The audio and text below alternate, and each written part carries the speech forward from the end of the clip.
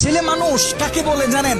যে তার নিজের কলিজা ছেঁড়া কষ্ট ভাতের লোকমার সাথে প্রতিনিয়ত গিলে খায়, তাকে ছেলে মানুষ বলে। একটা ছেলে যখন বড় হয় সে তার নিজের বাবাকে গিয়ে এই কথাটা বলতে পারে না, বাবা আমি প্রচুর পরিমাণে ডিপ্রেশনে আছি, আমি অনেক সমস্যার ভিতরে আছি, আমার একটু তোমার সাপোর্টটা দরকার, কারণ তোমার ছেলের তুমি ছাড়া এত আপন তো আর কেউ নাই। বাবা তোমার ছেলের মাথায় একটু হাত বুলিয়ে দাও, সামান্য সময়ের জন্য হলেও তোমার ছেলেকে একটু বুকে টেনে নাও। তুমি যদি একটু আমাকে তোমার বুকে টেনে নাও তাহলে আমার কষ্ট অনেকটা কমে যাবে। ছেলেরা এই কথাগুলো কখনোই তাদের বাবাকে গিয়ে বলতে পারে না। ছেলেরা কখনো নিজের মাকে জড়িয়ে ধরে কান্না করতে পারে না, because people say boys don't Cry. ছেলেদের মুখে কান্না মানায় না, এ কারণে ছেলেরা নিজে কষ্টে পড়লে কাউকে একটু কান্না করেও বলতে পারে না। খুব খেয়াল করে দেখবেন, একটা ছেলে খাবার খাওয়ার আগে যে কখনো প্লেটটা ধুয়ে খাবার খায় নাই, এই ছেলেটাও নিজের সবটা দিয়ে চেষ্টা করে নিজের ফ্যামিলি, নিজের প্রিয় মানুষটার মুখে হাসি ফোটানোর জন্য। অনেক ছেলে দেশে পরিশ্রম করে, অনেক ছেলে প্রবাসে বছরের পর বছর নিজের ফ্যামিলি, নিজের প্রিয় মানুষের মুখে হাসি ফোটানোর জন্য পড়ে থাকে।